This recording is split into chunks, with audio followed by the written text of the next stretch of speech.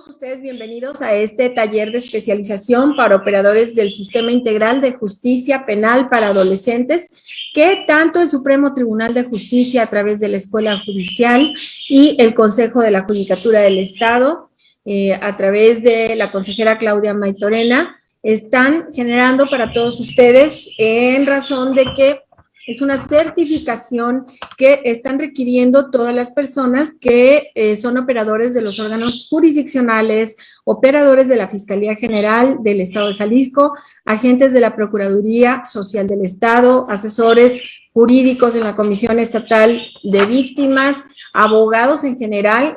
Tenemos un poco de todo y nos da muchísimo gusto recibirlos y saber que están aquí, además de muchos peritos. Eso es lo interesante también, que toda la gente está interesada en todos estos temas.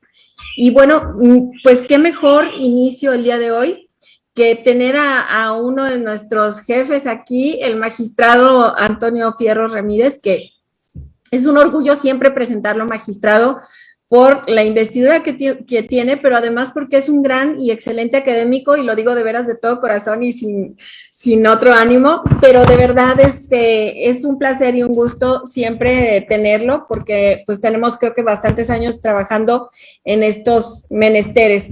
Él me voy a permitir, si me permite, dar una breve semblanza de su vida. Él es originario de Guadalajara, Jalisco, egresado de la Universidad de Guadalajara. Cuenta con una maestría en Derecho Civil y Financiero. Además, es doctor en Derecho por la Universidad Autónoma de Nuevo León, con la mención honorífica de Magna Cum Laude, y lleva a cabo estudios de posgrado en la Universidad Castilla-La Mancha, en Toledo, así como en la Universidad de Salamanca, ambos en España. Ha realizado diversos cursos de actualización en la Escuela Judicial del Consejo General del Poder Judicial, en aquel entonces, ahora Consejo de la Judicatura, y fungió como secretario técnico en la Mesa de Trabajos de Juicios Orales en la Gran Alianza por Jalisco. Entonces ya sabrán todo el bagaje que tiene el señor. Ha impartido conferencias con temas de justicia integral para adolescentes en muchísimos municipios, y en el ámbito académico, bueno, pues con lo que yo diga creo que es poco. Ha impartido diversas cátedras de práctica profesional, penal, ética, garantías individuales, procesal mercantil, procesal penal, procesal civil, sucesiones, suspensión de pagos, títulos, operaciones de crédito, etcétera. Ha dado clases en la Facultad de Derecho, Contaduría, en la Escuela de Enfermería, en la Facultad de Derecho del CUCIénega, en el Centro de Estudios Jurídicos de Autlán, en el Centro de Investigaciones Jurídicas del CUCOSTA. También ha sido partícipe como catedrático en el posgrado en Derecho también allá en CUCOSTA. Y dentro de su actividad profesional ha recorrido todos los categorías judiciales, desde auxiliar administrativo, notificador, defensor de oficio, coordinador de la Defensoría de Oficio, secretario, juez en diversos tribunales en el Estado, y actualmente es magistrado de la 10ª Sala Especializada en Justicia Integral para Adolescentes. Entre sus actividades, además, ha sido presidente de la Generación de Abogados, participa como miembro de la Comisión de Honor y Justicia en el Colegio de Abogados Asociación Jurídica Jalisciense, y él es uno de los miembros fundadores de la Asociación de Jueces de Jalisco, en donde también fue presidente de esta asociación. Pues, magistrado, yo creo que poco de lo que yo diga aquí es muchísimo de lo que usted tiene de verdad en todo su haber, y nos da mucho gusto tenerlo aquí. Nuevamente, le cedo el uso de la voz en este curso, y muchas gracias a todos por estar puntuales en el inicio de este curso. Doctora Janet, muchas gracias a usted, muchas gracias al Consejo General del Poder Judicial, a la consejera, la señora Claudia Maytorena, y sobre todo a todos y cada uno de los asistentes que me dan la oportunidad de poder compartir muchas de las dudas que aún tengo, y que en la oportunidad de comentarlas con gente con ánimo, disposición y capacidad, nos dará la pauta para ahondar en el conocimiento de la temática que hoy nos ocupa. Quiero felicitarlos. Sabemos que esta actividad es un complemento a la dinámica laboral que todos y cada uno de los asistentes hoy desarrollan. Qué bueno que estén aquí, porque se percatarán en un rato más que una de las críticas constantes y permanentes de mi persona a el sistema son las modificaciones, reformas, adiciones que se han dado en el entorno de un supuesto que pretendía un objetivo diverso y que por cuestiones, yo diría, de política, más allá que de conocimiento legal, no nos encontramos todavía en el supuesto de ponernos a la par de diversas latitudes, otros países, donde tienen justicia integral y valga la referencia de primer mundo, donde gente experta como los que hoy ocurren a esta charla tendrán la oportunidad de manifestarse y referir circunstancias que yo estoy cierto serán una aportación coherente, lógica y muy sustentada de sus actividades en torno a la justicia integral de menores, tanto en el Estado como en el país. Y vaya un saludo afectuoso para mis compañeros de generación, por ahí vi a alguno, al profe, mis compañeros jueces, mis compañeros magistrados y los defensores de oficio, los peritos, algunos de ustedes también tuve la oportunidad de compartir el aula con ustedes y bienvenidos. Ojalá y tengamos la oportunidad de ser un factor de análisis y poder aportar algo más allá de ahondar nuestras dudas, todos juntos, pero yo estoy cierto que algo debemos de rescatar de esta charla. Déjenme decirles que el tema que nos ocupa está enfocado a un supuesto muy específico y es un marco jurídico en torno a lo que se ha desarrollado respecto del sistema de justicia minoril. Yo quisiera decirles que nada más es en el Estado, pero no, es en toda la República. Y habremos de agregar algún tipo de complemento refiriendo circunstancias internacionales que ustedes ya verán y algunas otras que nos comprometen jurídicamente al cumplimiento de tratados internacionales. Pero en fin, iniciemos. Les debo una disculpa, lo idóneo en este tipo de participaciones es tener una presentación aprovechando el aspecto tecnológico. No la tengo hoy día, no la tengo la que tuve la oportunidad de hacer, obviamente por circunstancias imputables al suscrito, no reunió los requisitos que debemos de llevar ante ustedes. Por lo tanto, este diálogo unilateral, este monólogo, va a aceptar con muchísimo gusto su participación para que en todo lo que sea factible podamos comentarlo entre todos. Estoy segurísimo que su aportación le dará lustre a esta participación. De inicio, quiero que tengan en mente un supuesto específico.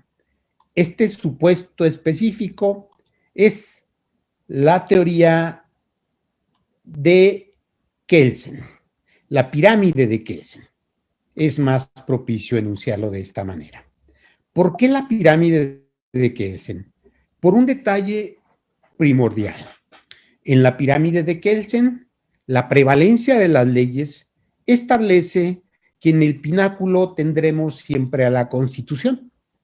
Así es que iniciaremos el análisis de los dispositivos legales constitucionales que nos han sido útiles para enfocar nuestro conocimiento respecto de esta actividad que hoy día es, en el día a día es nuestro trabajo y creo que les motivará sobre todo, saber las causas que generaron estas modificaciones. De entrada, valga la expresión, las reformas del artículo 18 constitucional que fueron publicadas el día 12 de diciembre del año 2005, que entraron en vigencia el 12 de marzo del año 2006 y que en el Estado tuvieron vigencia a partir del año 2007, el día 15 de febrero, y que modificaron el estatus de una justicia de menores que se impartía por el Ejecutivo en una actitud paternalista, dieron la pauta para este desarrollo, diría yo, de los derechos humanos en torno a los menores.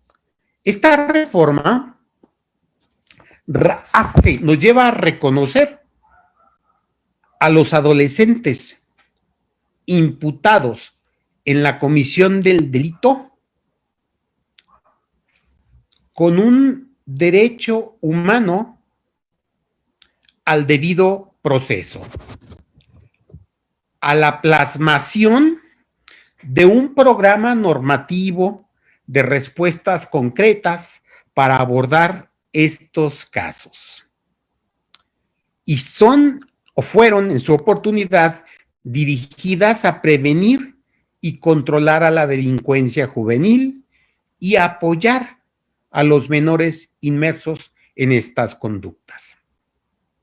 Esta es una premisa inicial, pues tenemos que comprender que la nueva justicia juvenil no es la continuación de un modelo tutelar, ni un régimen penal especializado, diría más que especializado, atenuado para los menores, sino es un sistema de responsabilidad penal especializado que exige la protección cuidadosa, estricta y reforzada de los derechos de los adolescentes y que presupone además ciertas consideraciones relacionadas con el trato que el ordenamiento jurídico da a los individuos en sus diversas etapas de desarrollo personal. Es decir, en esta materia penal se creó una ampliación, una difusión mayor a el espectro de responsabilidad minoril,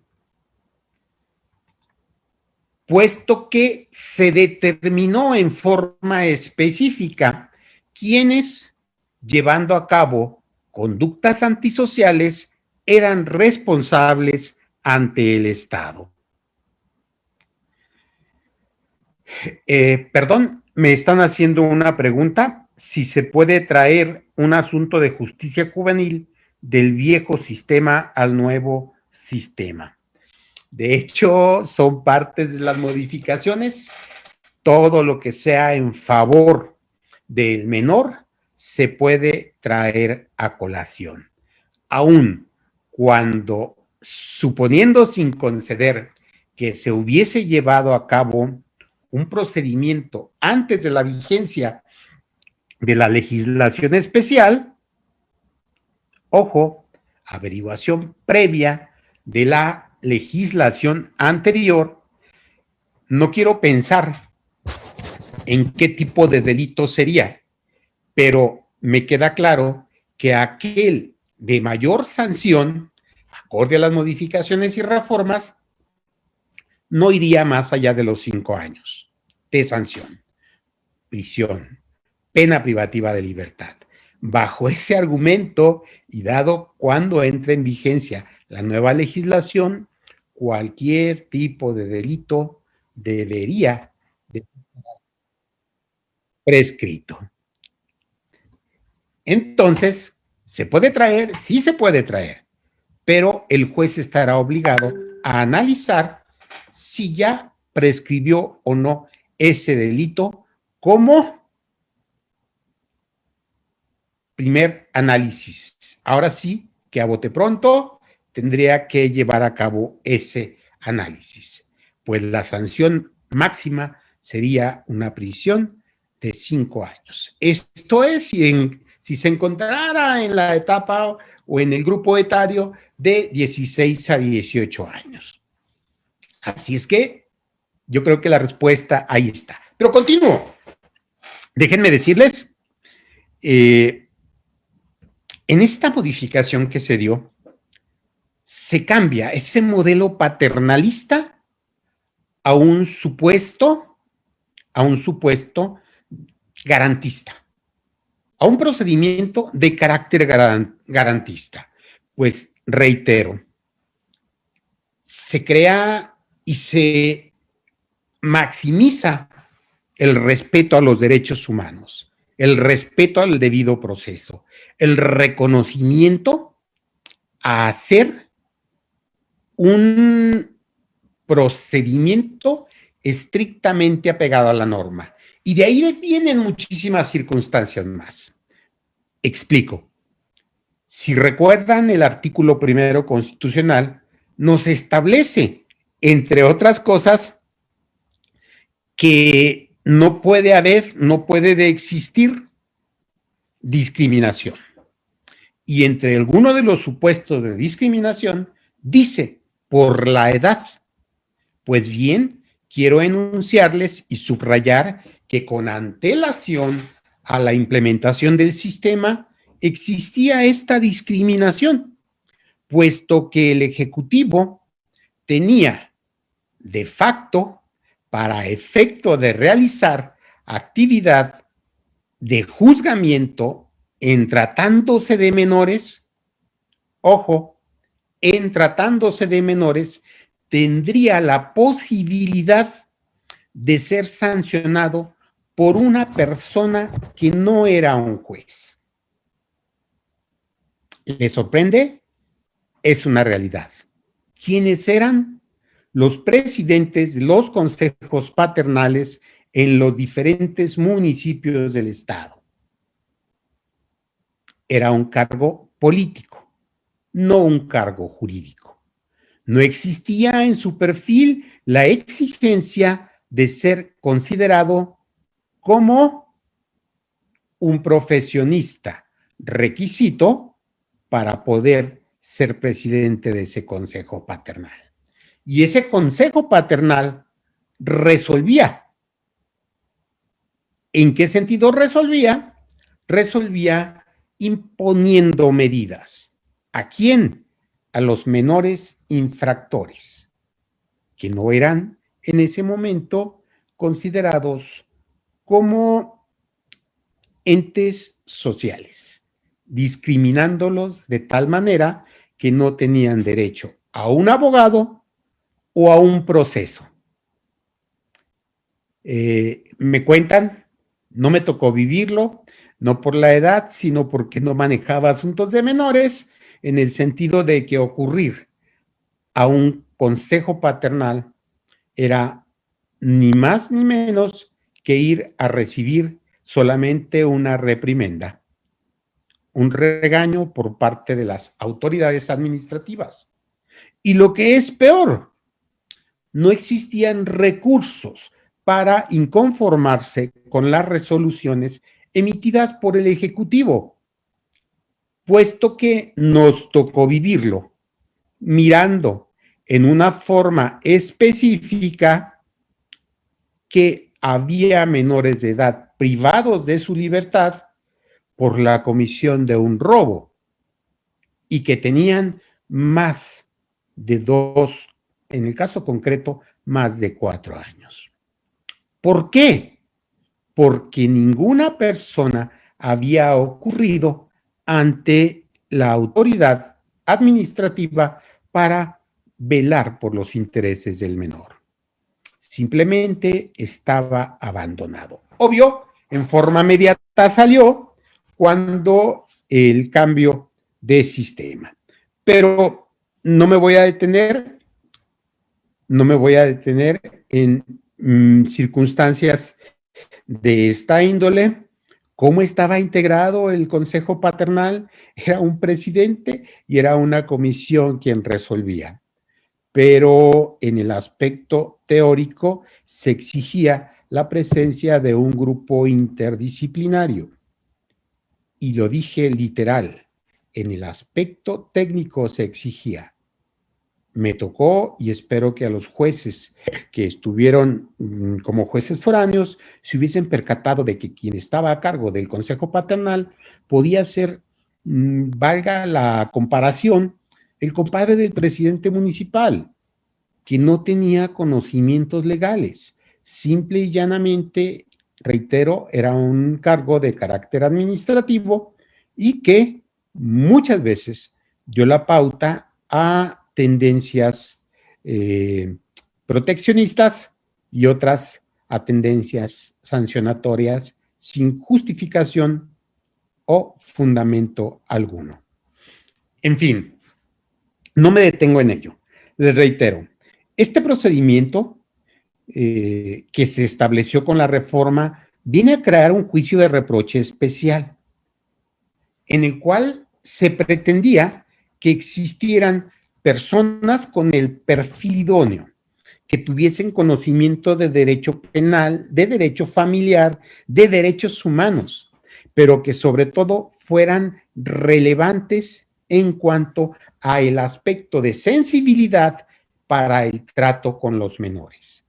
Puede escucharse fuera de lo común, pero si se fijan, hasta hoy permea esa exigencia, ese perfil, puesto que todavía estamos en el supuesto de que a la fecha se pretende que exista sensibilidad de la autoridad para que explique de una manera fácil de comprensión a el menor cuáles son las causas o consideraciones por las que se encuentra a disposición de un tribunal. ¿Por qué motivo está retenido? Y, sobre todo, que le explique sin términos jurídicos que mucho utilizamos, cuál es la causa que generó su presencia ante la autoridad y, sobre todo, cuál es la causa por la cual quedará sujeto a un procedimiento. ¿Alguien levantó la mano? Déjenme checar. ¿No? Bien.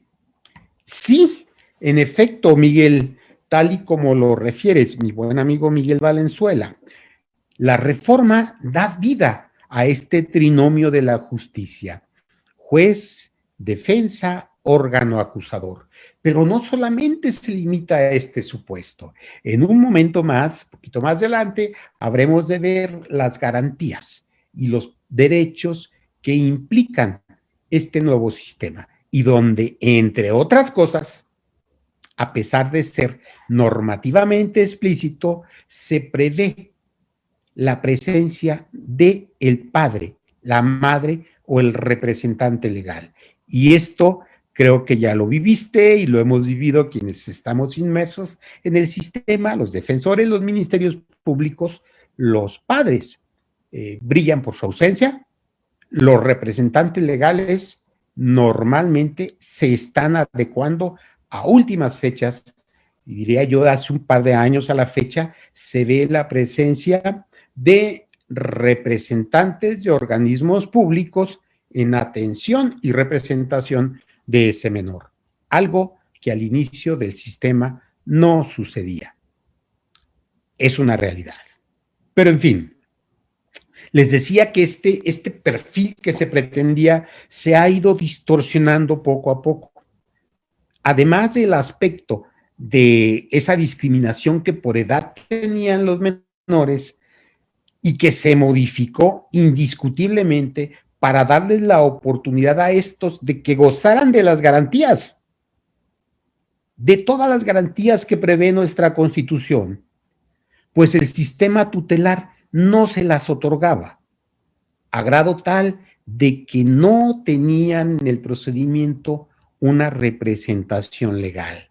El abogado que se presentara y manifestara su intención de participar, tenía muy limitada actividad. No existía la posibilidad de un procedimiento, no existía un juicio como tal. Lo que existía era un trámite administrativo. Por lo tanto, no había desahogo de pruebas. Por lo tanto, menos aún habría contradicción o el derecho de las partes a ser partícipe. Creo yo que en esta etapa de este sistema tutelar habría la posibilidad de tener acuerdos.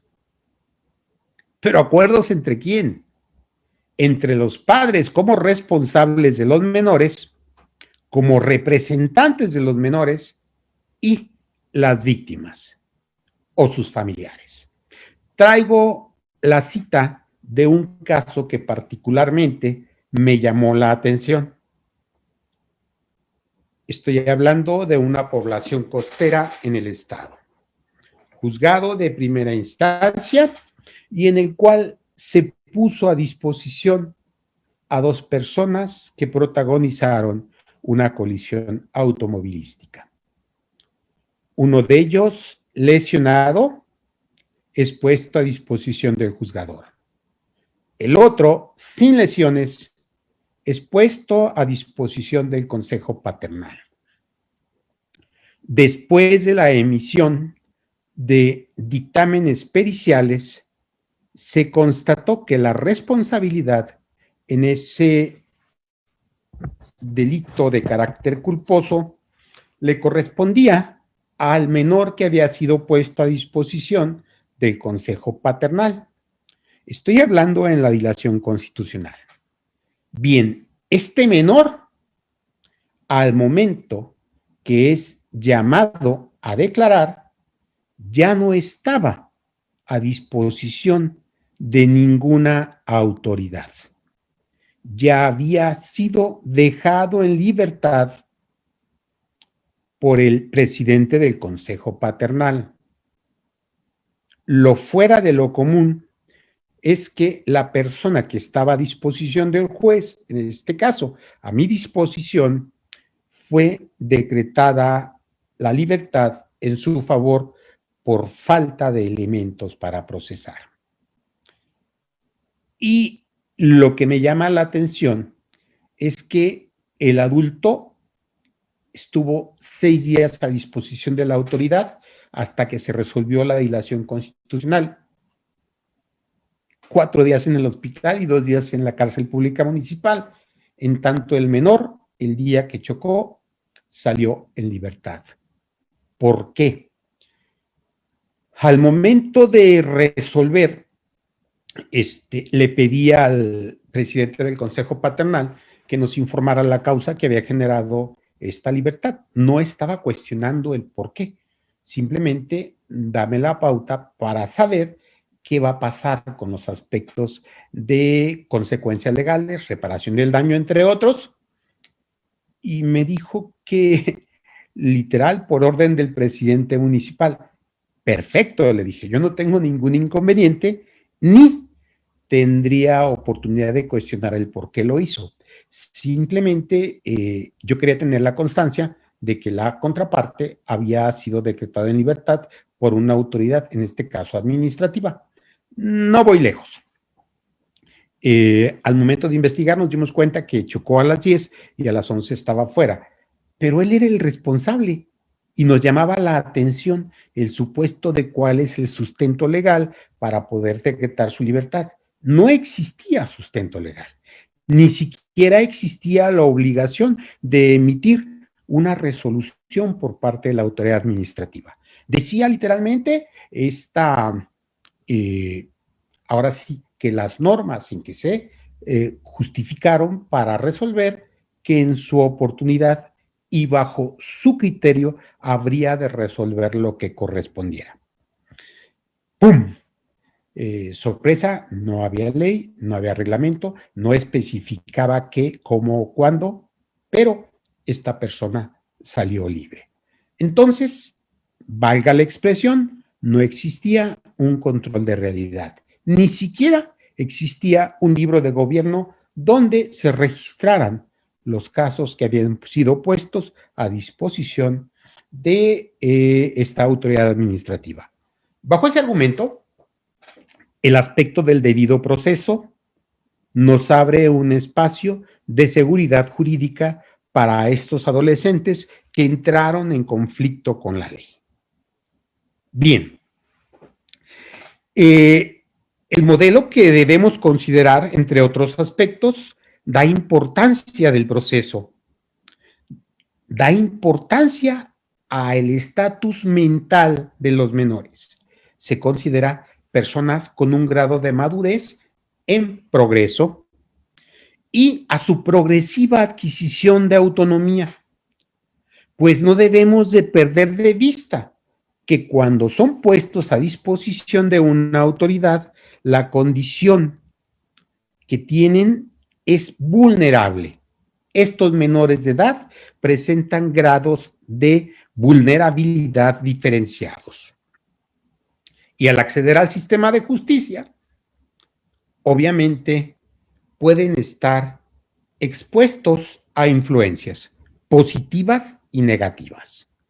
Entonces, la familia adquiere un papel central, trascendente, y sobre todo, algo que todavía es muy criticado, es el supuesto de la participación de la comunidad en esta apertura para el sistema. ¿Por qué me refiero a ello? Fíjense qué interesante. Dentro de las garantías que deben de tener los menores en torno al supuesto del sistema, entre otras está la participación de los padres o representantes legales de los mismos. Quiero decirles que en los primeros años del sistema, de la implementación del sistema en el Estado, esto era letra muerta. Se percatarán en el aspecto estadístico que quienes cometían conductas ilícitas tipificadas como delitos normalmente eran hijos, ojo, hijos de familias disfuncionales. Entonces, si existe una familia disfuncional, únicamente tienen un padre o una madre, tienen 3 o 4 hermanos más, y la única parte que se encuentra ahí es responsable de la manutención de los demás, obvio, no va a aparecer. No va a presentarse a dedicarle su tiempo a uno solo de sus hijos, sino que tendrá que preocuparse por el qué habrán de comer los demás que están fuera. Pues bien, esto sucede en una constante de un alto porcentaje. No quiero decir que los hijos de familias disfuncionales tengan esa predisposición, pero la gran mayoría de partícipes estaban en esa situación, sin que también sea excepcional el hecho de que participen algunos menores que tienen papá, mamá, abuelos y abuelas y están en un entorno familiar favorable, pero su conducta se salió del control, salió de contexto y actúan atendiendo esa mala influencia. Dirían las trabajadoras sociales que en este supuesto pertenecen a un grupo parasocial y que ellos son una influencia. Ya verán ustedes que el contexto de dónde están y cómo están también son factores de actividades ilícitas. En fin, las normas de justicia penal para adolescentes asumen ciertas premisas comprobadas empíricamente, relacionadas con su funcionamiento, por ejemplo, el carácter selectivo y estigmatizante, su escasa capacidad para resolver conflictos, su tendencia a excluir a los sujetos en situación desaventajada y los perjuicios e inconvenientes que sobre la socialización ocasiona a los individuos en encierro. Este es el motivo por el cual una de las premisas del sistema de justicia de menores tiene que ver con lo que hasta hace algunos años se utilizaba en forma automática, la prisión preventiva. Tengo que abrir un paréntesis y decir que indiscutiblemente los jueces del sistema de justicia de menores han crecido a la par que quienes nos encontramos en segunda instancia. Y se habrán de percatar aquellos que tienen contacto con el sistema que las primeras resoluciones no eran sino una copia del mismo sistema que utilizábamos con los adultos, pero que poco a poco fueron delimitando y siendo garantistas en función de quién o quiénes deberían estar supuestos a disposición de la autoridad y sancionados como infractores.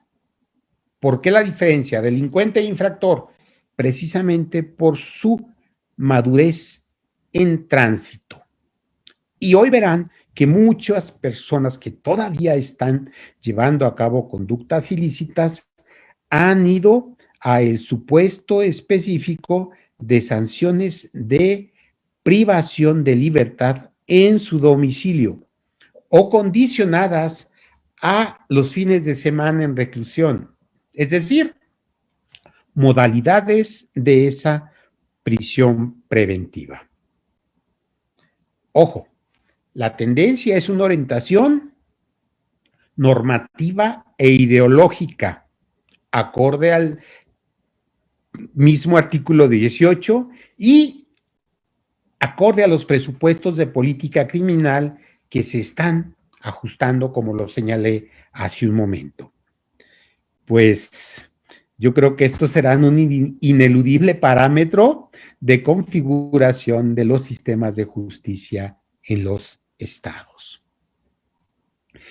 Decía Mari Beloff, a quien tuve la oportunidad de tenerla como maestra aquí en el estado de Jalisco y luego en la Ciudad de México en un evento, que la aplicación irrestricta de estas normas procesales realmente inciden en la vida del adolescente infractor, a grado tal que espero se los haya comentado el director del reclusorio de menores el día de ayer.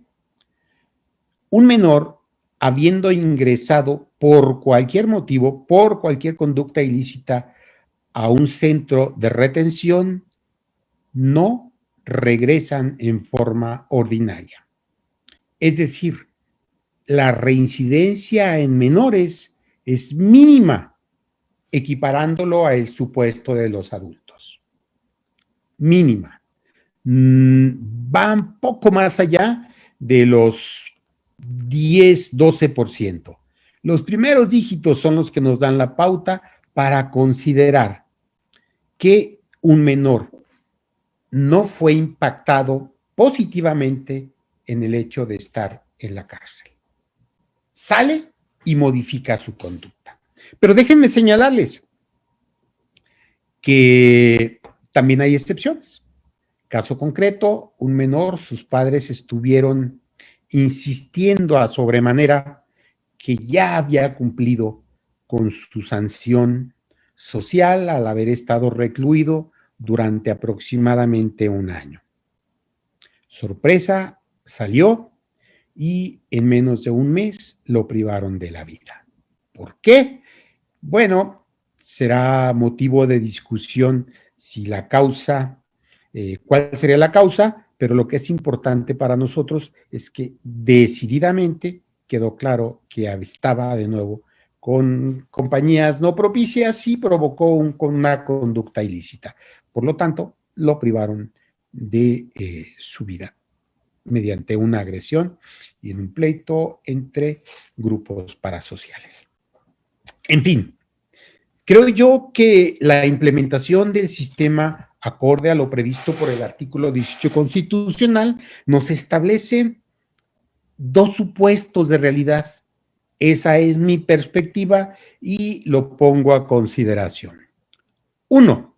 El primer supuesto es el desarrollo del principio de alternatividad o desjudicialización. ¿Por qué me refiero a ello? Si se fijan, y toda vez que nos hemos empatado ya con los juicios orales, con el sistema acusatorio adversarial, se percatarán que para que el sistema de juicios orales sea eficaz, la gran mayoría de asuntos deben de resolverse por los medios alternativos de solución de conflictos. Me comentaban hoy por la mañana que es muy reiterado y que es un tema que vale la pena explorar de fondo el aspecto de la utilización de estos medios alternos. Yo tengo un artículo que todavía sigo perfeccionando en torno al supuesto. El título de ese artículo es La ineficacia de la reparación del daño en el sistema de justicia integral de menores. Me refiero a ello porque ordinariamente debemos de considerar que un menor de edad no es una persona productiva desde el punto de vista económico, es menor de 18 años. Son pocos los menores de 18 años que tienen una actividad productiva, que tienen una labor por la cual reciban un pago o emolumento. Entonces, la ley es específica y puntualiza que la reparación del daño debe de llevarse a cabo preferentemente de los bienes o de la productividad del menor. Situación que a todas luces es incongruente. Bien, ante este supuesto, mi percepción es que no solamente tenemos que visualizar el aspecto económico, sino que tenemos que visualizar todas las posibilidades para evitar esa judicialización de los asuntos. ¿Cómo? Dando prioridad a los medios alternos.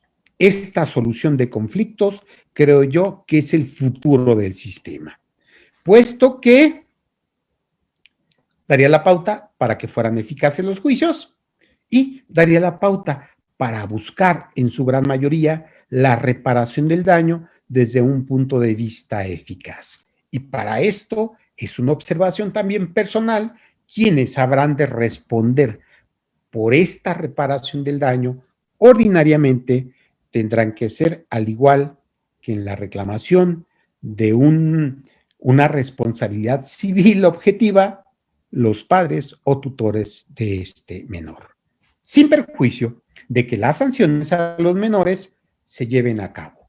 ¿Cómo? Con formas alternas. Se me ocurre pensar en la obligatoriedad de llevar a cabo actividades en favor del Estado. ¿Qué o cómo? Bueno, nuestros analistas de este tema nos darán la pauta para pensar qué o cómo pudiésemos ocupar a estos menores. Yo les decía y les he dicho en muchos foros que una de las opciones que a mí me parecía propicia es que estas personas que cometieron una conducta ilícita, ya sea por delito doloso o por delito culposo, y siempre que no exista la violencia como un medio para la comisión de esa conducta, puedan ocurrir a expresar y participarle sus experiencias a todos aquellos menores, y me refiero a grupos etarios específicos, secundaria y preparatoria. ¿Qué es lo que sucede cuando se cometen este tipo de conductas? Ya les explicarán. Sin hacer un comercial específico, que quiero decirles que algún profesional del deporte en los Estados Unidos, al haber cometido una conducta ilícita en estado de ebriedad, fue obligado a realizar pláticas de orientación y prevención en su estado durante 2 años. Hacía una aproximadamente al mes, pero fue enfocada el supuesto específico de estos menores. Hoy nos percatamos que el aspecto de la desjudicialización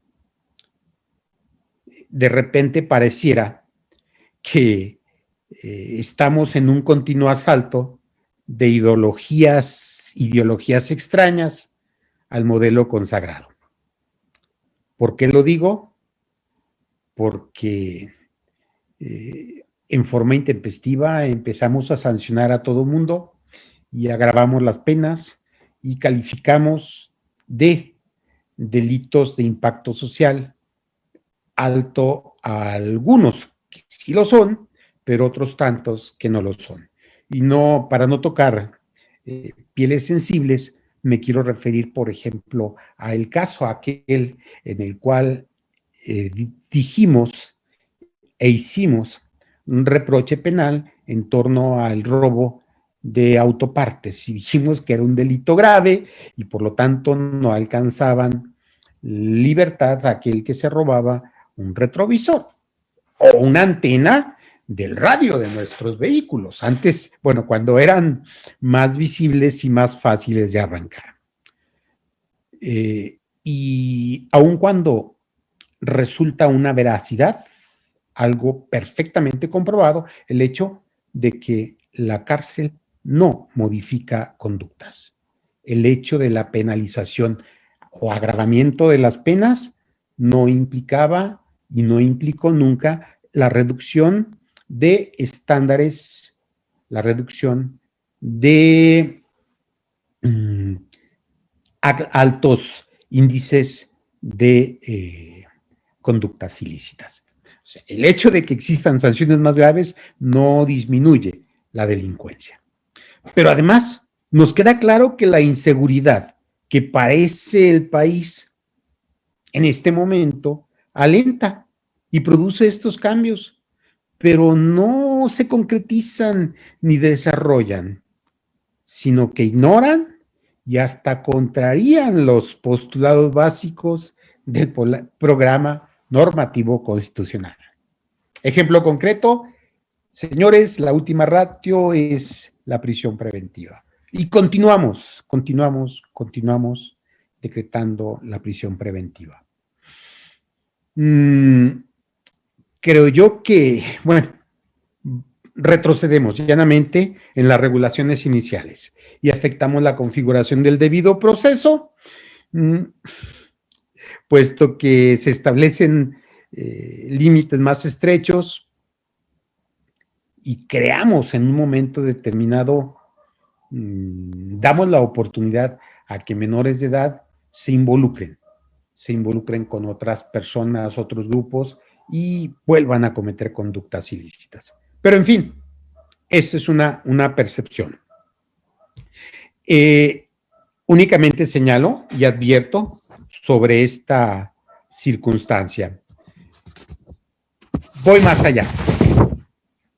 En la modificación que se hizo al artículo 18, entre otras cosas, se obliga a los estados, bueno, la Federación, estados y el Distrito Federal establecerán en el ámbito de sus respectivas competencias un sistema integral que será aplicable a quienes se atribuya la realización de una conducta antijurídica, una conducta tipificada como delito por las leyes penales y que tengan entre 12 años y 18 años.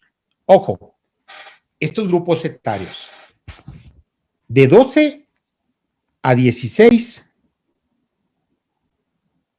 perdón, de 14 a 16 son responsables y pueden quedar sujetos a un procedimiento. De 16 a 18 son responsables y quedan sujetos a un procedimiento con una penalidad agravada. Hasta los 18 años, la penalidad aplicable será de 5 años. Hasta los 16 años, la penalidad aplicable será de 3 años nada más.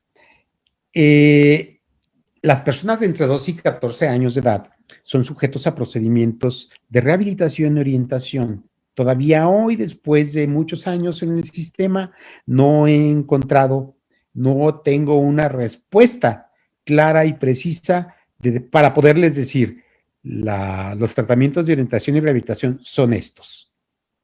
No la tengo, porque una persona menor de edad, en forma ordinaria, de este grupo etario, entre 12 y 14 años, ni siquiera es sujeto de un procedimiento ante una autoridad judicial, sino ante una autoridad administrativa. ¿Qué se hace? ¿Cómo se hace?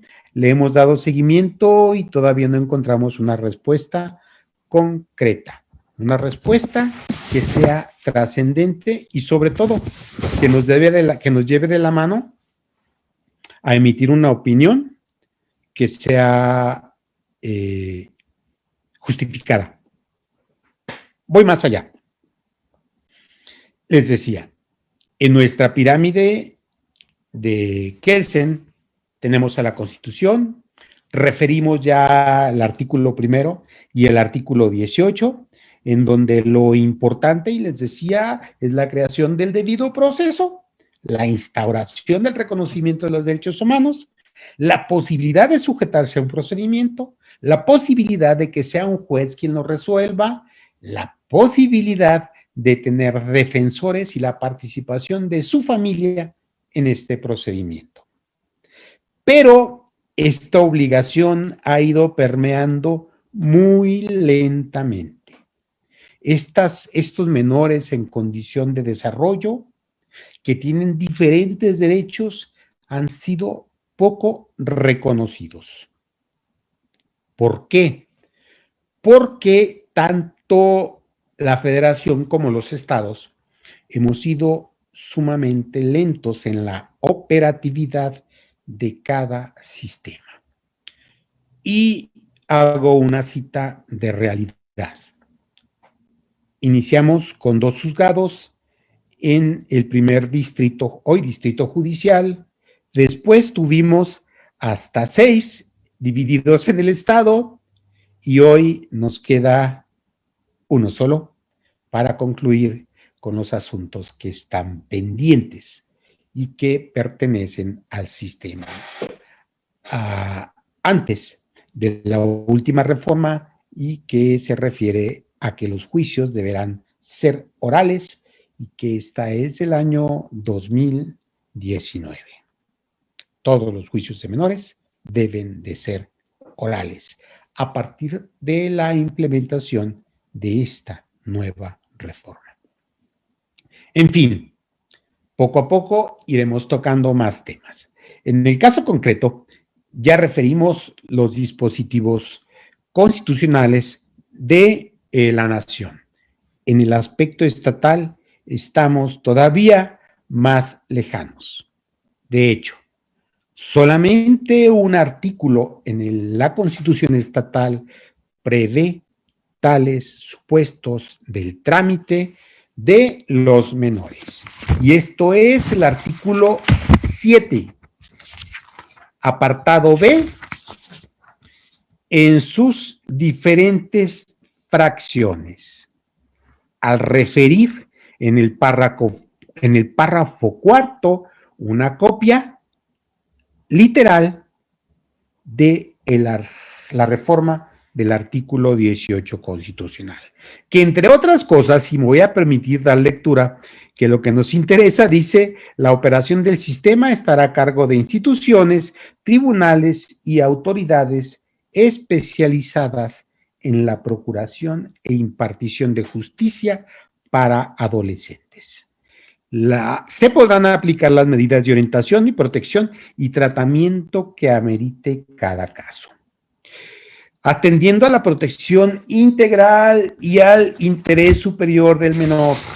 Ya cuando tengan oportunidad nos vamos a meter a analizar cuál es el interés superior del menor, cuáles son estas circunstancias específicas y habremos de quedarnos sorprendidos. ¿Sorprendidos por qué? Sorprendidos porque en medida de que vemos y analizamos estos supuestos, nos enteramos de que esta innovación procesal o adecuación al proceso respecto de menores, pues aún dista mucho de ser una materia especial. Aún dista mucho del respeto irrestricto a los derechos humanos como se pretendía.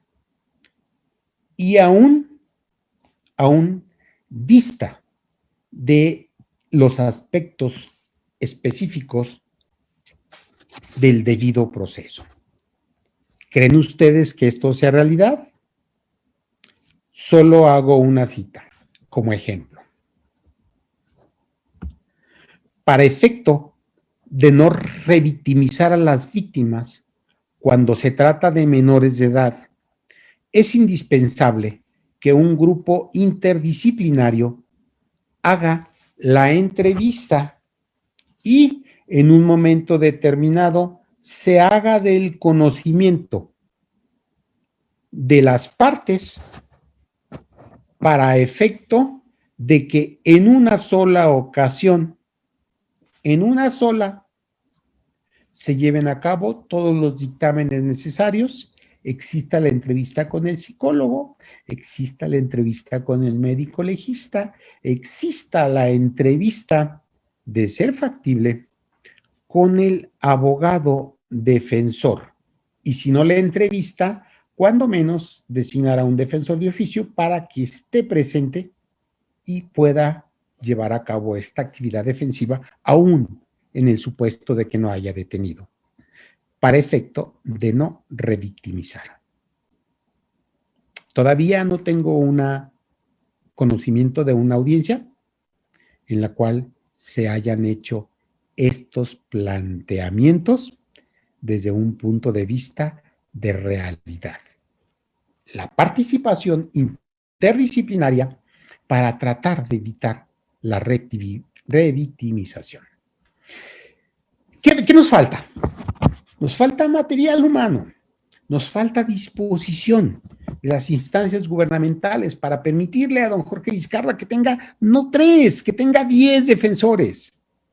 Nos hace falta que existan más personal en ciencias forenses que nos apoyen. Nos hacen falta más trabajadores sociales. Nos hacen falta más cámaras de GESEL.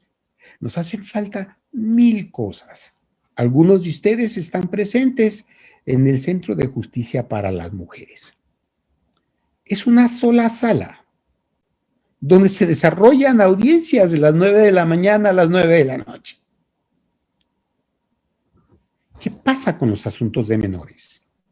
Tengo un espacio físico para poner a los testigos a declarar separados. Tengo un lugar específico para una sala junto a la sala de juicios orales para tener ahí a una a una persona víctima de un secuestro para que no la vean en ese momento los interlocutores, el presunto responsable o el responsable, el imputado, los testigos. Esto no existe. Cuando menos, no lo he visto en el Estado. Ojalá y esté equivocado. Pero bueno, discúlpenme, no vengo a llorar en torno a estos supuestos, simplemente cito las circunstancias de realidad que hoy día estamos viviendo todavía en el sistema. Más allá, sé que muchos de ustedes están aquí con el ánimo de conseguir esa certificación para poder dar legitimación al sistema. La ley lo exige, deberán de ser especializados los operadores del sistema, bienvenidos. Si esto puede ser útil para empezar a ahondar en el conocimiento, creo yo que sería el punto idóneo, el punto trascendente para que esto crezca. Voy más allá. Les decía en la pirámide de qué tenemos la Constitución, ya vimos los aspectos importantes de la Constitución, nos bajamos al supuesto de los tratados internacionales y nos enteramos, así a grosso modo, que tenemos la Convención sobre los Derechos del Niño, que en su resolución 44/25 del 20 de noviembre de 1989 nos obliga. Tenemos las directrices de las Naciones Unidas para la Prevención de la Delincuencia Juvenil o directrices de Riad, adoptadas por la Asamblea General en la resolución 45/112 de fecha 14 de diciembre de 1990, que nos obligan. Tenemos las reglas mínimas de las Naciones Unidas para la Administración de Justicia de Menores, que son más conocidas como reglas de Beijing, que por resolución 40/33 de fecha 28 de noviembre de 1985 nos obligan. Todas estas, cada una de estos tratados internacionales nos obligan. Y nos obligan a muchas circunstancias. Quiero citar algunas para no pasar por alto nuestra obligatoriedad. Ejemplo concreto, y es una sola cita, se consagra el derecho de los indígenas extranjeros, sordos, ciegos, a ser asistidos por un defensor y personal especializado que comprenda su idioma, lengua, dialecto y cultura. Se contempla que los menores de edad tengan oportunidad de realizar actividades deportivas. Se contempla que estén en un centro de reclusión especializado, divididos hombres y mujeres, y tengan oportunidad de leer, de trabajar si fuera posible, y de tener un espacio físicamente adecuado para ellos, aún en la privación de libertad.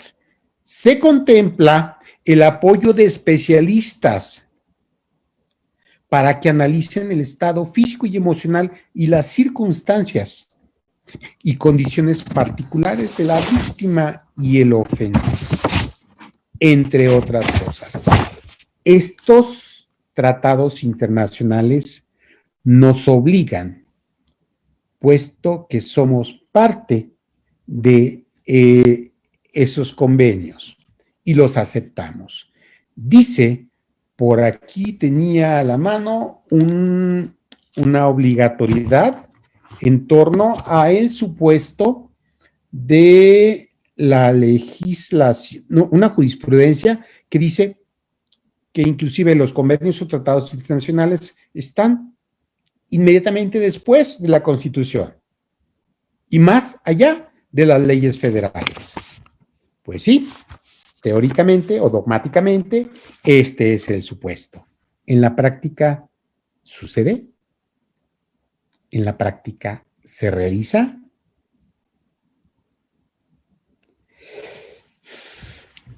No lo sé, es una respuesta que cada uno de ustedes habrá de tener, pero resalto supuestos. Esa tesis, ya encontré la tesis, es la 77, números romanos, diagonal 99, que habla de los tratados internacionales, su ubicación jerárquica por encima de las leyes federales y en segundo plano respecto de la Constitución Federal. Y les decía, la Convención sobre los Derechos del Niño, entre otras cosas, nos es importante porque en su artículo primero define a los niños como todos los individuos menores de 18 años de edad. En el artículo 40, su apartado tercero, dispone que los estados partes tomarán todas las medidas apropiadas para promover el establecimiento de leyes, procedimientos, autoridades, instituciones específicas para los menores que han infringido las leyes penales y se les acuse o se les declare culpables. Se estableció, obviamente, un límite para la capacidad punitiva del Estado, pero sobre todo valorar que estas personas menores de edad son incapaces en cuanto a asumir las consecuencias de su conducta como si fuesen adultos. En las reglas de Beijing, por ejemplo, se establece en el artículo 7 que se respetarán las garantías procesales básicas, tales como la presunción de inocencia, el derecho a ser notificado de las acusaciones, el derecho a no responder, el derecho a una asesoría profesional, el derecho a la presencia de sus padres o tutores. Tengo 1000 notas para hacer constar los supuestos de las especificaciones o reglas de los tratados internacionales. Quiero decirles que todavía son más garantistas de lo que tenemos en el Estado. Sé que hay algunas preguntas. Si me permiten, 5 minutos más y continuamos con las preguntas. La libertad vigilada. Cito el supuesto de libertad vigilada, que implicaría no privación de libertad, pero que lo dejo también abierta la pregunta, lo dejo sobre la mesa. ¿Cuántos preceptores requeriríamos para poder hacer uso de este beneficio? ¿Cuántos preceptores para que vigilen la conducta de los menores? ¿Tendremos la capacidad o tendremos el grupo necesario para poder hacer las veces? ¿Cuáles son los servicios de la comunidad que se establecen en nuestra legislación? Todavía no los identifico a plenitud, puesto que ya por ahí llegó un amparo en torno a que no tenía que irse a presentar un menor de edad a tener actividad física porque atentaba contra sus derechos humanos. Las órdenes de tratamiento intermedio implican, entre otras cosas, aspectos de libertad antes del cumplimiento de las sanciones, implican, entre otras cosas, un seguimiento puntual de el personal dependiente del Ejecutivo en cuanto a la vigilancia, las sesiones de asesoramiento colectivo y actividades análogas de ordinario. Un menor de edad, después de que es decretado en libertad, ocurre. Pero, ¿cómo podemos medir la eficacia de la actividad a que está siendo sometido? He citado en otros foros el supuesto de los hogares sustitutos o de guarda. ¿Por qué? Porque en el Estado no los tenemos aún. Imagínense el caso concreto, creo que estoy leyendo una pregunta que se hicieron en el sentido de cuestionar, ¿qué tal si la víctima y el imputado pertenecen a la misma familia? Ambos tienen la misma edad, ambos son menores de edad y viven en la misma casa de la abuela. ¿A quién separo del hogar? ¿A la víctima o al imputado? ¿A dónde lo envío? ¿A un centro de atención? ¿O a dónde lo llevo? Cuando debiese de existir una casa sustituta o un hogar de guardia. Les decía que en Europa la lectura me percató en las leyes especiales que se hizo una propuesta en la provincia de Salamanca para todas las personas que fueran a contraer matrimonio y que fuera un requisito el hecho de que tuviesen la posibilidad de tener bajo su custodia a una persona con conducta ilícita, puesta a disposición de una autoridad, para efecto de que vieran cómo pudiesen ser sus hijos. Así es que era una forma de aprender estos supuestos de tratamiento puntual para estos menores de edad. Dice la regla 24 de las reglas de Beijing: se procurará proporcionar a los menores en todas las etapas del procedimiento asistencia en materia de alojamiento, enseñanza o capacitación profesional, empleo o cualquier otra forma de asistencia útil y práctica para facilitar el proceso de rehabilitación.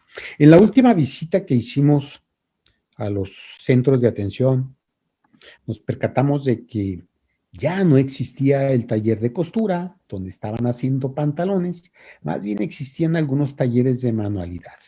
Y tienen los menores que inscribirse con antelación para efecto de que les den un par de días quizás de trabajo, o una semana a unos, otra semana a otros, los dividen, los acomodan de tal manera que todos tengan ese beneficio, pero por lo cual recibían en aquel tiempo, no sé ahora, tengo que admitirlo, un sueldo de 100 pesos a la semana y estaban ahí algunas horas y decíamos, bueno, esto no es lógico, esto no nos propicia la reincorporación social o familiar o cultural de este menor a la sociedad, puesto que no creemos que se esté beneficiando a sobremanera, sino es por su terapia ocupacional. Pero en fin, esto es uno de los supuestos que tampoco se han valorado o analizado en forma particular.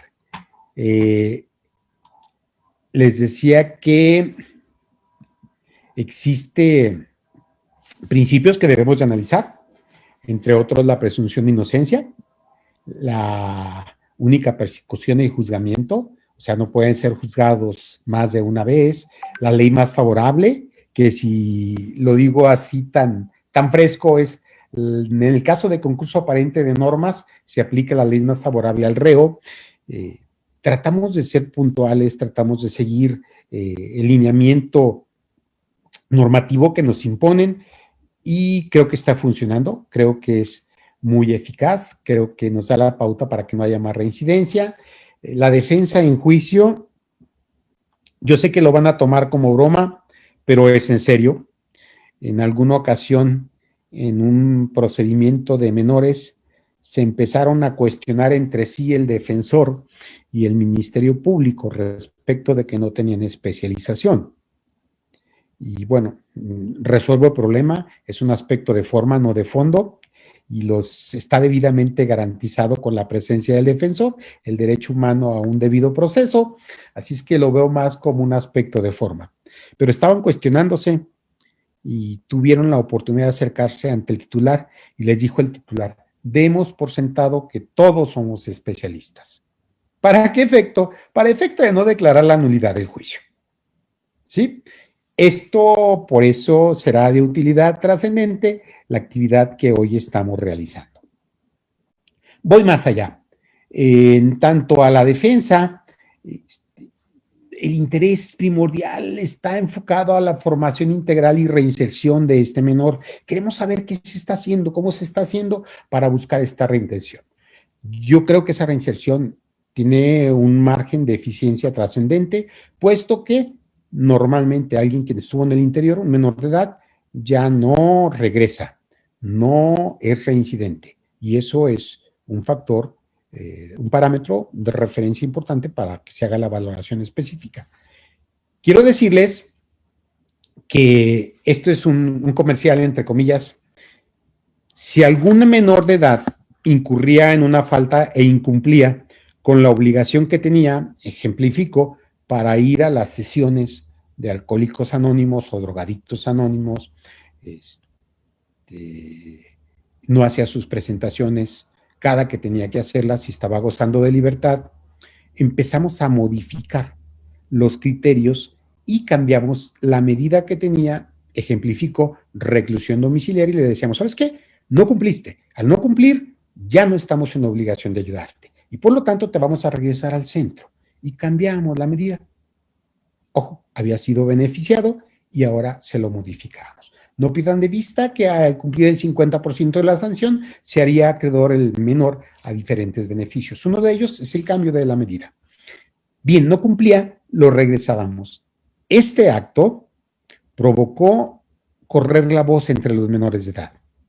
Y ya nadie faltaba. ¿Por qué? Porque decían, si faltamos, nos van a regresar. Y esto dio la pauta para un crecimiento y un cumplimiento de esas medidas que se habían decretado. Cito un principio que a mí me llama mucho la atención, el interés superior del adolescente. Este principio va dirigido a asegurar el disfrute pleno y efectivo de todos sus derechos y garantías. ¿Cómo se determina el interés superior? Su condición específica como una persona menor en desarrollo. Su opinión, su grado de instrucción o asistencia a algún centro escolar y la necesidad de equilibrio entre los derechos y garantías del adolescente y sus deberes, el interés público y el derecho de las personas víctimas en este caso. Todo eso tenemos que valorar para considerar el interés superior del menor. Y me retrotraigo. Referí su asistencia a algún centro escolar. Quiero que me digan algunos de ustedes si tienen el conocimiento cierto de que sea recibido un menor de edad con problemas legales en una escuela pública. Me dijeron que ya sucedió. No lo he constatado. Pero durante mucho tiempo, menores con conducta criminal no eran aceptados en ninguna escuela pública. Llamo la atención para efecto de que se establezcan los convenios necesarios para que esto sea eficaz. Para una próxima ocasión, les prometo que voy a discutir con todos ustedes el principio de especialización en el sistema de justicia integral para adolescentes. Pero en tanto los felicito porque están aquí. Creo que igual que yo tenemos la intención de lograr esa especialización para poder cumplir con la forma que se requiere y seguir siendo partes de esta transición de un proceso tutelar a un proceso garantista. Si les parece, nos dedicamos a responder algunas de las 76 preguntas que hay y con ello damos por terminada mi participación. ¿Les parece? Muy bien, magistrado, muchas gracias. Pues como ya se habrá dado cuenta que hay muchísima participación, también en Facebook tenemos algunas preguntas. Hay muchas felicitaciones por verlo nuevamente en el aula ahora virtual, lo cual nos da mucho gusto que podamos acudir a estas alternativas. Y bueno, el día de hoy tuvimos ya este brinquito a lo que fue el tema de la legislación mexicana vigente en el Sistema Integral de Justicia para Adolescentes.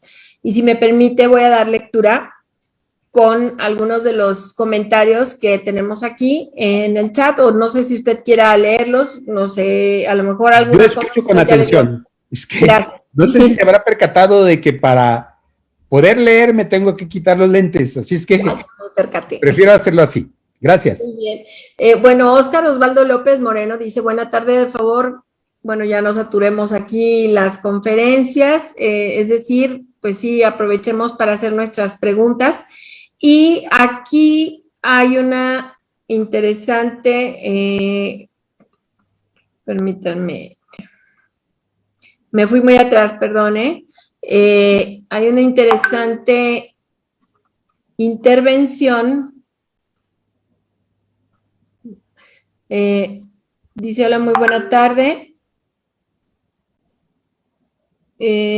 A nuestro expositor magistrado, saber si es posible traer un asunto de justicia juvenil del viejo sistema al nuevo sistema, es decir, de la averiguación previa del viejo sistema a un juez de control de sistema acusatorio. Y yo creo que es una pregunta muy recurrente, magistrado. El día de ayer también surgió el tema y lo vi en las preguntas que obviamente pues no podía contestar tampoco ayer el comisario, pero te la dejo aquí. Muchas gracias. Sí leí al respecto esa pregunta, me parece muy, muy interesante y es una circunstancia que hoy estamos viviendo. Yo le recomendaría a quien hizo la pregunta, y se lo dije en forma literal, que lo primero que tendría que hacer es analizar los aspectos de prescripción. Déjeme decirles el por qué. Considerando, suponiendo sin conceder, la vigencia de la ley en el Estado es a partir del año 2007. Suponiendo sin conceder que en ese espacio de tiempo se haya dictado una sentencia de 7 años de prisión, que era la máxima, por el delito más grave que ustedes sí puedan imaginar, homicidio y secuestro, por ejemplo. Si el hecho se cometió en el 2007, en el 2014 ya hubiese cumplido con la penalidad si estuviera retenido. Si no, siguiendo las reglas de la prescripción, se tiene que incrementar un porcentaje, término medio aritmético de la pena. más una cuarta parte más, o sea, la sanción más una cuarta parte más, pues ya hubiese prescrito ese delito. Sí, recuerden, la prescripción únicamente se interrumpe con la retención del sujeto, del imputado. Bajo ese argumento, suponiendo sin conceder, lo retuvieron exactamente a los 6 años, 11 meses y 364 días, justo antes de cumplir los 7 años, o los 10 años suponiendo sin conceder que se haya incrementado para el aspecto de prescripción. Y en el 2017 lo retuvieron. Muy bien. A partir de ese momento es puesto a disposición de la autoridad, se interrumpió la prescripción.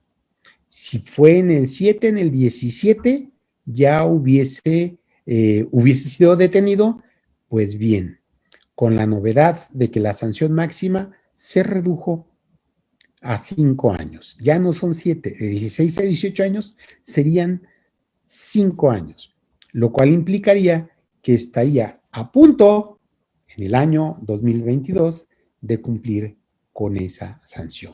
¿Puede ser sujeto? Sí, sí puede ser sujeto. Sí se puede traer un asunto viejo al nuevo sistema, pero hablan de aplicarse en su favor y por eso citaba el supuesto de que existe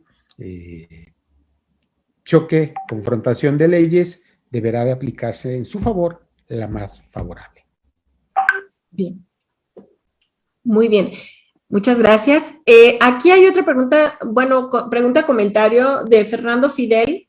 Dice, ¿la ultraactividad aplicaría al caso de adolescentes en conflictos de la ley? Debe de, es una figura jurídica que se aplica en favor siempre. Bueno, hay alguien que pregunta, María Leonor, ¿cómo estaba conformado el Consejo Paternal? Bueno, ya nos vamos un poco al pasado.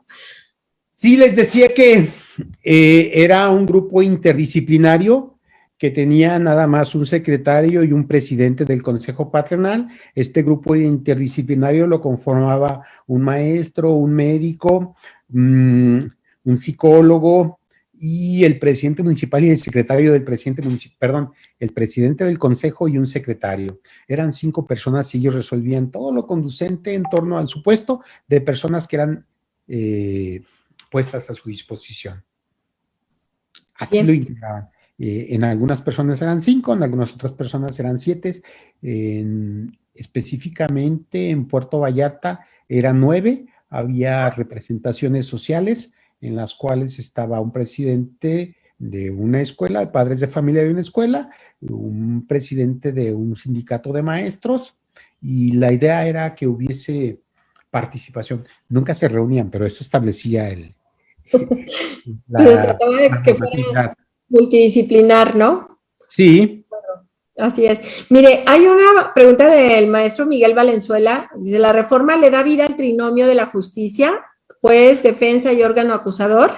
Sí, les decía que más allá de supuesto de los 3, este trinomio de justicia, también se obliga a la presencia de especialistas y sobre todo yo creo que la más trascendente es del padre de familia, pero eso es un derecho prerrogativa del menor que ordinariamente no se cumplía. Desgraciadamente, para nosotros no se cumplía.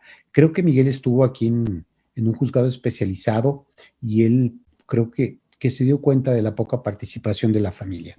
Por sí. Aquello refería también hace un momento que en forma ordinaria quienes cometían conductas ilícitas tipificadas como delitos eran menores de edad de familias disfuncionales. Y yo creo que con esto tiene mucho que ver el cambio de roles en el aspecto social. La familia antes estaba integrado por un padre de familia que era el que proporcionaba los medios para el sustento familiar, que salía a trabajar y regresaba y aportaba económicamente. Y por una madre de familia que ordinariamente se encargaba del cuidado de la casa y de sus hijos. Bien, los roles se dispararon, se diferenciaron, ahora las mujeres son igual o más productivas que los hombres y el problema es quién se queda en casa al pendiente de la conducta de los hijos. Si nos vamos a la revolución industrial en Inglaterra, pues esta fue la causa que generó Esos grupos parasociales, grupos pandillas, porque no tenían quien se responsabilizara de ellos. Y por eso empezó a crecer este hoy nuevo sistema de justicia que se enfoca precisamente a aquellos menores de edad que tienen estas conductas ilícitas. Sí, sin lugar a dudas, Miguel. Sí, gracias. María Leonor dice que si hay alguna forma de combinar a la familia a apoyar y llevar un tratamiento en conjunto con su menor en un conflicto con la ley. Indiscutiblemente, el juez tiene esa potestad. Yo creo que podemos hacer uso de las medidas de apremio. ¿No quieres venir? Eres la mamá y dices que tienes más hijos. Sí, si te importa ven y tendrás que estar sujeta a un tratamiento porque me dice el psicólogo que es la falta de atención de sus parientes lo que está provocando esta conducta.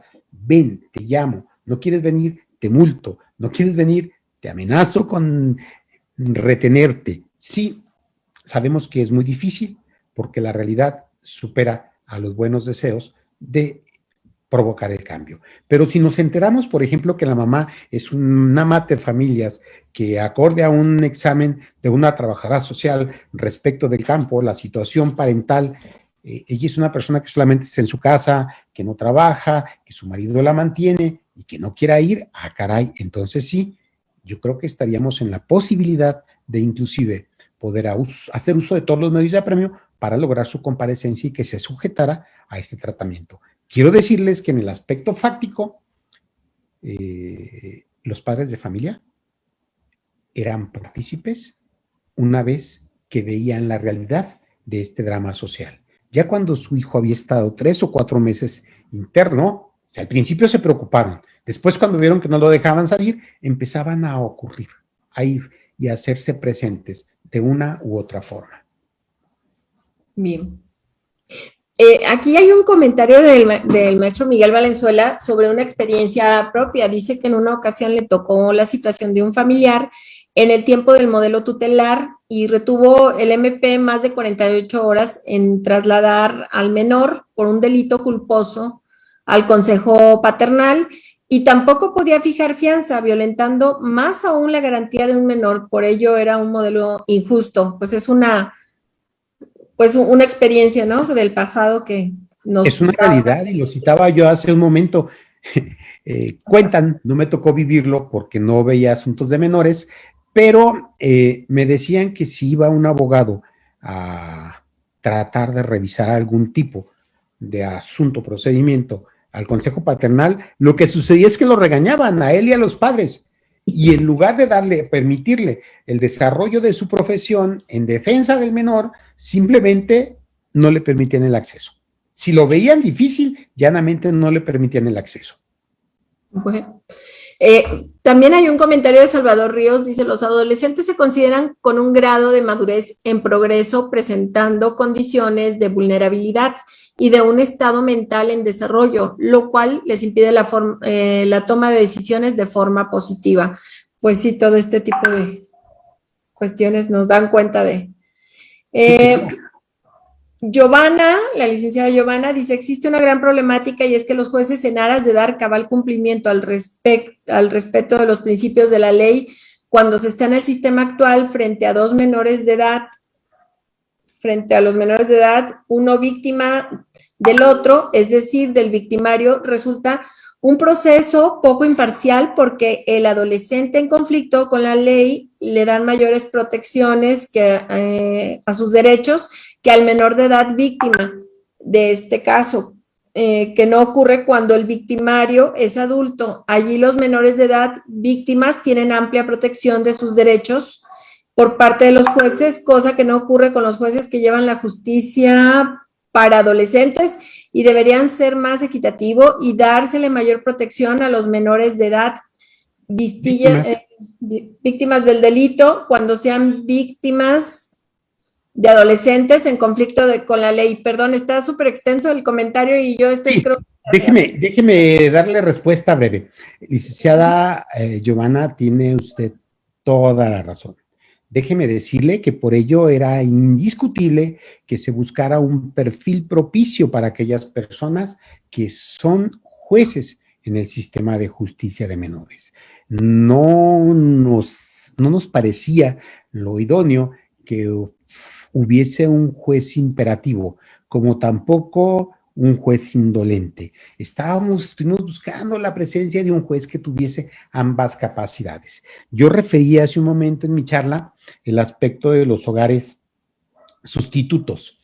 En tratándose de dos menores, el juicio de ponderación del juzgador es quien va a establecer la línea de conducta propicia para tratar de no revictimizar a quien ya fue víctima, dejarle ahí a la persona que le está causando ese conflicto o ese daño o ese perjuicio, pues no es resolver el problema. Pero vuelvo a cuestionar, ¿a dónde mando a este menor de edad que está en conflicto con la ley? ¿A quién se lo envío? No existe, y ejemplifico una circunstancia realidad. Una chica de 14 años fue víctima de violación por parte de su primo, que vivían en la misma casa con la abuela, y el primo tenía 12 años. La respuesta a la pregunta difícil será, bueno, ¿cuáles derechos prevalecen? Me queda claro, todos los jueces lo tienen claro, el derecho de la víctima es más importante en ese momento, porque la ley nos obliga, primero, a evitar mayor daño a la víctima, y después nos sujetamos a proceso al victimario. Sí, pero ¿a dónde lo envío? ¿Quién me garantiza que esté en un lugar propicio que cumpla con la normatividad nacional e internacional para resguardar sus derechos? Eso es un tema que todavía creo que debemos de crear, esas casas sustitutas, esos hogares propicios para poder atender a estos menores con conducta criminógena, para que tenga un tratamiento propicio. Imagínense, el caso concreto era un niño de 12 años. ¿A dónde lo meto? ¿Lo retengo? No puedo, la ley me lo prohíbe. ¿Qué hago con él? Medidas de orientación y tratamiento. Caray, ¿cuáles son para poder saber si voy a beneficiar o no a este menor y cuidar la circunstancia de la víctima? Muy bien. Bueno, igual preguntan qué tan eficiente es un internamiento en tiempo libre. Aquí, pues, no sé. En algunos casos es muy eficiente. Para ello nos sustentamos mucho en la labor de campo que desarrollan las trabajadoras sociales. Las trabajadoras sociales nos han hecho un apoyo indispensable para que el juez emita una opinión trascendente al respecto. Hay menores de edad que no solamente requieren, sino que merecen ese tratamiento. ¿Por qué? Porque la conducta que se les imputa no es ni violenta, no es grave. Incluso, creo yo, estoy convencido de que merecen una segunda o una tercera oportunidad para que modifiquen esa conducta. Pero hay algunos otros que en el momento en que se les conceden ese tipo de beneficios, simple y llanamente desaparecen. Sí, estaban esperando el momento de que les abriéramos la puerta para huir. ¿Es eficaz? Caray, no busquemos la circunstancia de la privación de libertad. No tengamos un derecho penal sancionador, sino un derecho penal restaurativo. ¿Qué tal si tenemos a una persona propicia, sensible, que pueda buscar la forma de restituir ese tejido social, de que tenga charlas, el que robó, al que robaron, el que dañó, al que dañaron, para buscar esa solución? Eso es algo que no hemos explotado en la magnitud que se requiere, pero es algo que es indispensable. Para que jueces orales sean eficaces, los juicios orales tienen que ser eficaz la justicia alternativa.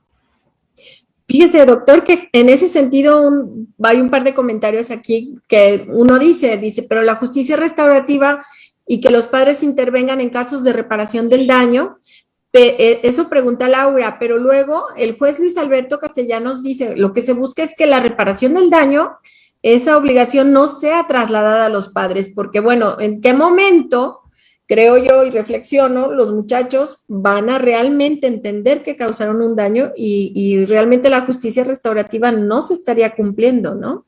Ojo, la reparación del daño no solo es económica, ¿eh? Así es. O sea, es más amplio este espectro. Caso concreto, un ejemplo que nos pusieron un doctrinista argentino, y me parece que es muy bueno y aplica para el caso concreto. En un edificio de departamentos en la ciudad de Buenos Aires, un menor de edad, pero que ya era responsable, estaba en la bicicleta en el jardín y atropelló a una señora de edad. Le hicieron la propuesta de llegar a un acuerdo restaurativo y el aspecto económico fue secundario, porque la persona que había sido víctima era dueña de los departamentos, así de llano. Lo que menos le interesaba era el aspecto económico. Pero, ¿qué tienen que hacer? Bien, este acuerdo de justicia restaurativa llevó a actuar como representante del Departamento de Vialidad y Tránsito en el interior de los departamentos. Después se constituyó ni más ni menos que en el vigilante día a día de que las personas de determinada edad no anduvieran por los pasillos a bordo de bicicletas o a bordo de patinetas o a bordo de patines, sino que se estableció un horario para que hiciera el cuidado de esas circunstancias. Este es un ejemplo que nos puede dar la pauta. ¿Qué podría hacer alguien de justicia restaurativa? Imagínense el supuesto de esa persona que se robó los vidrios, los cristales, los retrovisores de un vehículo. Híjole, ¿tengo que meterlo a la cárcel? ¿Valdrá la pena? ¿Lo hizo por necesidad o lo hizo simplemente como una actividad ilícita, pero sin razonar, sin pensar, o por molestia, o una ocurrencia? ¿Cómo repara el daño? Yo creo que los padres estarán obligados a pagar ese supuesto de la reposición de ese cristal. Pero él podría tener la obligación de constituirse en vigilante, de constituirse en transmisor de la información del procedimiento que fue sujeto a todos sus amigos y compañeros de la edad. Oye, ya no lo vuelvas a hacer mis compañeros de secundaria, ya no lo vuelvas a hacer, porque mira, yo estuve en la cárcel, estuve retenido, duré 24 horas, mis papás tuvieron que hacer eso, y hoy tengo que ir semana a semana, primero, a pedirle disculpa al señor al que le quebré el cristal. Segundo, decirle que lo hice y por qué lo hice. Tercero, no reincidir. O sea, estas son las circunstancias que se ven en la justicia restaurativa, más allá del simple pago material. Sí, pasa algo muy curioso aquí en este chat, porque, bueno, como ya sabemos, hay varios operadores del sistema en donde se hacen un comentario y entre ellos mismos se van contestando y van haciendo todo un relato muy interesante.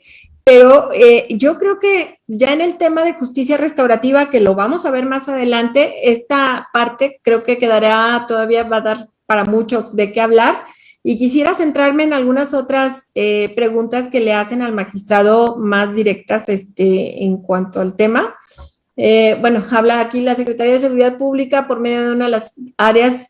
Está en marcha un programa que se llama Jóvenes en Riesgo. Es interesante debido a la apuesta para la prevención. En la ley se escucha muy bonito los derechos de los menores infractores, pero en la realidad nos falta mucho por avanzar jurídicamente hablando, dice María Eugenia Muñiz. El artículo 18, me voy a ir un poquito más rápido, agilizando. Sin problema. Usted me dice en dónde paró, ¿eh?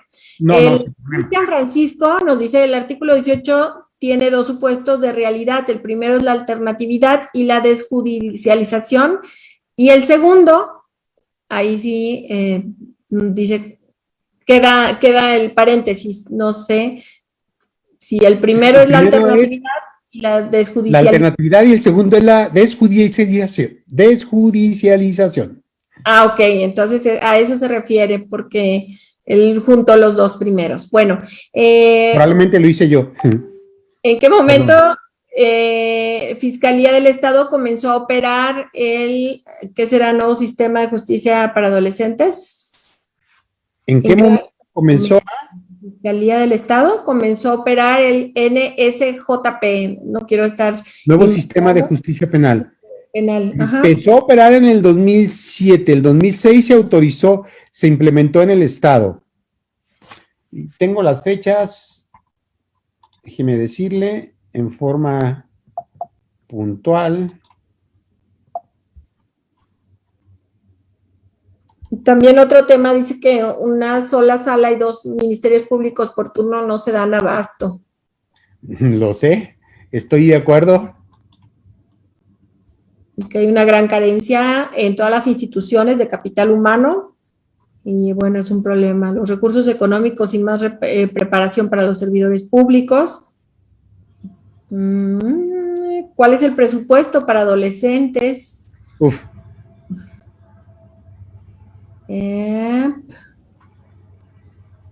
Bueno, piden que si podrían repetir los tratados y resoluciones y fechas. Reglas de Beijing, directrices de Riad. Con gusto los tengo aquí, se lo paso para que usted lo pase con mucho gusto. Creo que podríamos tenerlo como parte de los materiales, magistrados, si así nos lo permite. Con mucho gusto. Y lo van a tener en sus correos electrónicos todos.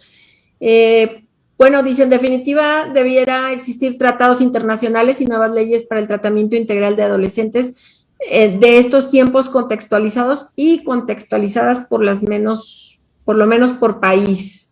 De hecho, los tratados internacionales, para ejemplificarlo de una forma muy puntual, es un mar de obligaciones y de circunstancias que debemos de cumplir. Es una porción muy pequeña de lo que tenemos referido en nuestra legislación. Y creo yo que en medida de los cambios que se están dando, todavía estamos en el supuesto de no tener la certeza jurídica del cumplimiento de estos tratados internacionales. Pero por fortuna también se reclaman en tribunales internacionales. Así es que todavía no nos ha llegado después de 10 años, 12 años, no nos ha llegado ninguna reclamación por esa vía, pero no nos estamos adecuando. Yo lo explico de una forma muy puntual. El Diario Oficial de la Federación es de fecha 16 de junio del 2016, cuando entra en vigencia la nueva Ley Integral de Justicia para Adolescentes. 16 de junio del 2016. Ajá, entra en vigor el 18 de junio. Bueno, lo tienen ahí en el chat por si lo quieren revisar. Ahí está.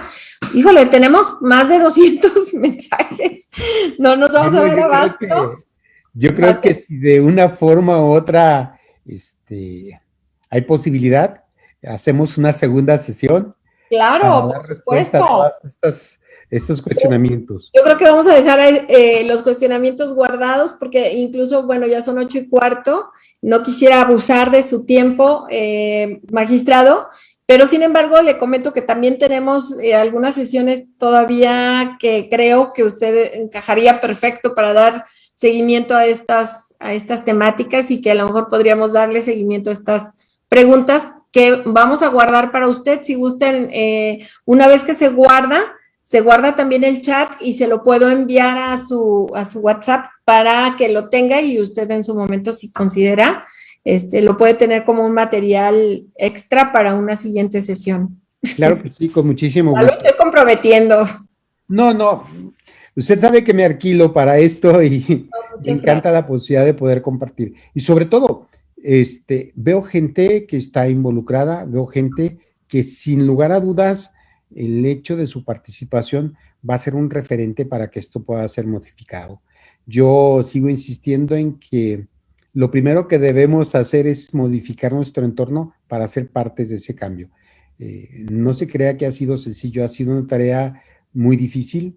Lo acaban de decir hace un momento, ministerios públicos son 2 para una sala de justicia de menores, pero ese es el trabajo menor.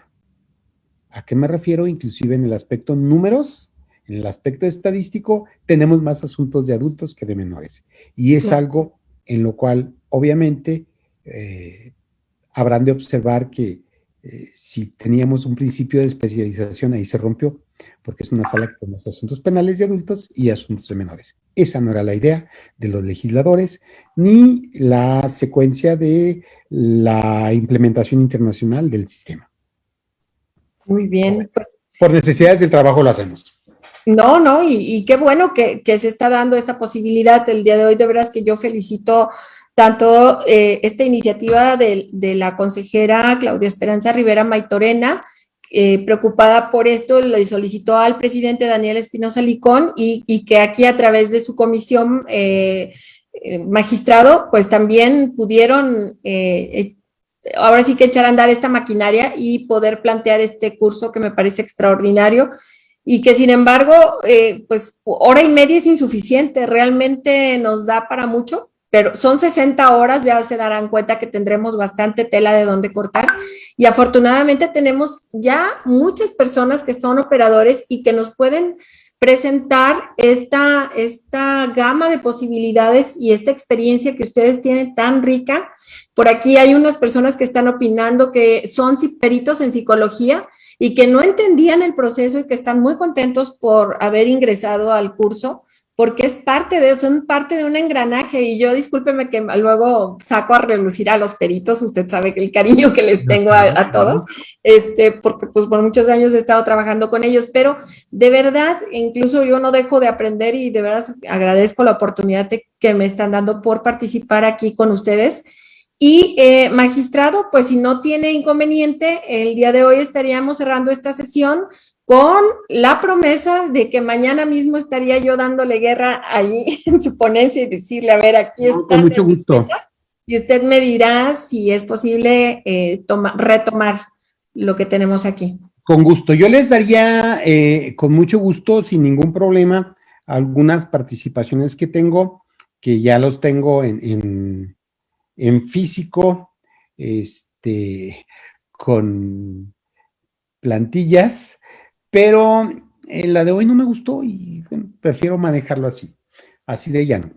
Pero fue muy rico porque da justo esa charla y esa interacción que ahorita usted ha estado dando y sobre todo creo que las personas se sienten con ese acercamiento hacia usted. Sí. Yo agradecido por la oportunidad que me da de participar, agradeciendo a todos los asistentes también el favor de su participación, su atención, su paciencia y con el ánimo de decirles, estamos dispuestos a seguir participando y a escuchar sus comentarios, opiniones y críticas bienvenidas. Agradezco sobre todo a los operadores que son partícipes y que, insisto, ellos pueden ser factor de cambio. Exijan sus derechos, exijan sus obligaciones, cumplan con sus obligaciones, exijan sus derechos y háganoslo saber. Sobre todo esta información nos da la pauta para reconducir nuestros intereses y nuestra atención a mejorar hasta donde sea factible esta justicia de menores. Insisto, una felicitación enorme para todos aquellos que son operadores, los defensores, los jueces, los ministerios públicos, todos han sido un factor de cambio que yo creo que está beneficiando a la ciudadanía jalisciense en torno a que existe mucho menos reiteración de actos delictivos por parte de los menores que ya estuvieron a disposición de la autoridad. Felicidades, ustedes son parte del logro y felicidades a los peritos, a los psicólogos, a las trabajadoras sociales que están viendo y viniendo. Ustedes son factor de opinión. Hace un momento leí una opinión de uno de sus compañeros donde decía, hace falta que se haga un trabajo en torno al supuesto de el cambio de medidas. Debemos de escuchar la opinión de expertos. Ellos son los que nos dicen, nosotros nos basamos muchísimo en esa información que nos den ya sea del sistema interinstitucional o peritos específicos de las partes. Cuando nos dicen ya está listo, ya está puesto para reincorporarse, entonces es cuando aceptamos. Si no, no lo hacemos. Y la base es precisamente esta información que nos proporcionan los expertos. Magistrado, pues no nos queda más que nuevamente agradecer su participación el día de hoy.